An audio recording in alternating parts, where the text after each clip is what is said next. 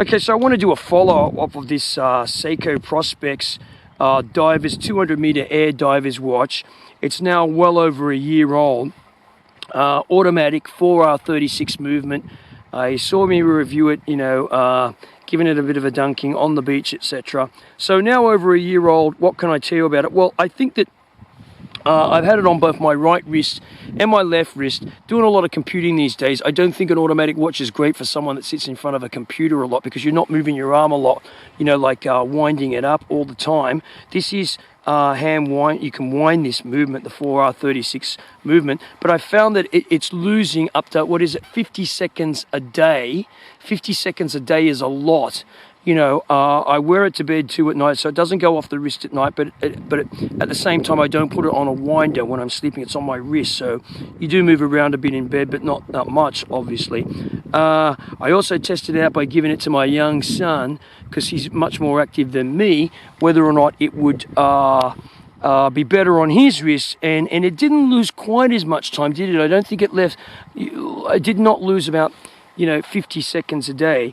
But yeah, I guess if I hand wound it every second day, or I wound it before bed, maybe that would be better on that. So can you compare this to something like this? Okay, this is a solar powered watch.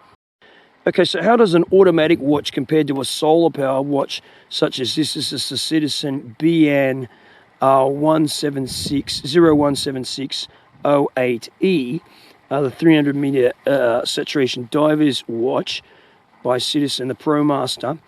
And you can't compare an automatic. I don't believe you can compare an automatic watch to a solar powered or electric quartz watch. They're going to keep better time, end of story, simply because of the technology. Electrical versus mechanical, many mechanical moving parts, even really expensive ones, dare I say. So this is going to keep better time. But what are the pros and cons? Well, the cons are, for this, you've got to have it in the sun to charge it up. The other one can be stopped and started any time you want to. It won't make any difference to the watch in general. It's probably more resistant to the cold.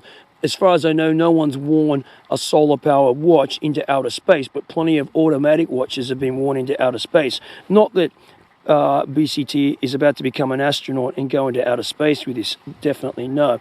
So yeah. But the advantage of this is it's got a great big long power reserve up to 6 months, and that's what I really like.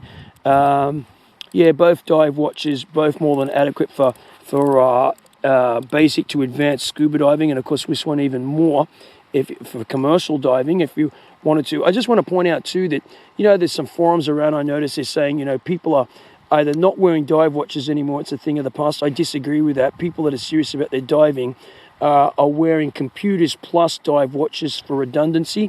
I've seen people with computers where they've failed on the second dive, and they've had to rely on others with dive watches to do their calculations and to go diving on the next dive if they wanted to. The other thing too is with these is that that people are also saying saturation divers are not wearing these types of watches. That's rubbish. There's plenty of videos all over the internet where you can see saturation divers at work, and they are wearing watches, actually wearing the watches at work during work. Okay, so I just thought I'd throw that in. Yeah.